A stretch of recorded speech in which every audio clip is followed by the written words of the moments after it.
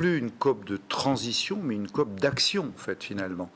Et à mon sens, si on nous posait la question de savoir qu'est-ce qu'il faudrait pour que la COP de Marrakech soit réussie, moi je crois qu'il faut deux objectifs.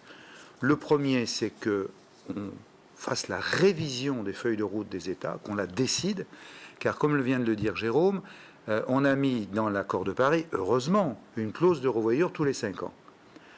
Au cas où, finalement, et on vient de s'en apercevoir, au cas où, quand on collationne toutes les feuilles de route, eh bien, on s'aperçoit qu'on n'est plus dans l'allure de la lutte pour les 2 degrés. Et au cas où on constate que le réchauffement continue, que les émissions explosent, etc. Et donc, cette clause des 5 ans fait en sorte qu'on devrait normalement revisiter les feuilles de route des États aux alentours de 2023. Or, l'idée de certains scientifiques et de certains négociateurs, c'est de dire non, il faut le faire en 2018.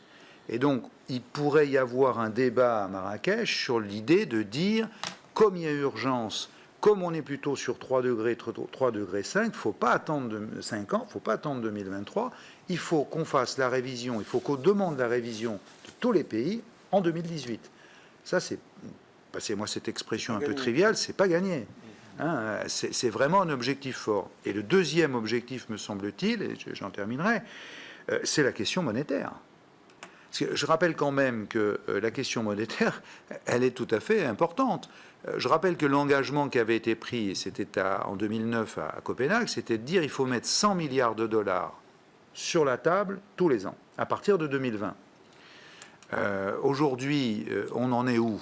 Il y a une étude qui a été faite par l'OCDE, qui est assez récente, qui a quelques mois, et qui dit, grosso modo, on a trouvé 67 milliards.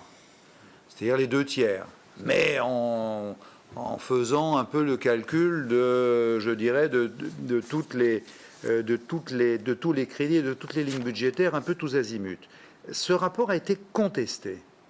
Il a été assez contesté dans la mesure où on estime qu'ils ont vraiment additionné les choux et les carottes et qu'ils ont rebâti quelques lignes budgétaires en vert, l'aide au développement, etc., etc. Donc on a voulu mettre un peu tout pour essayer de faire masse. Or d'abord, on n'est pas aux 100 milliards, et deuxièmement, on en est aux 2 tiers si on veut bien considérer qu'on a, fait le total de ce qui finalement n'est pas tout à fait une lutte contre le dérèglement climatique. Donc les 2 objectifs, ils sont là. Est-ce qu'on va être capable de modifier la trajectoire, c'est-à-dire de dire à tous les pays, il faut réviser vos feuilles de route et il faut revenir en 2018 pour les changer et pour baisser vos émissions. Et deuxièmement, est-ce qu'on est capable de mobiliser finalement la somme qui avait été prévue au départ en 2009 pour lutter contre le dérèglement climatique ?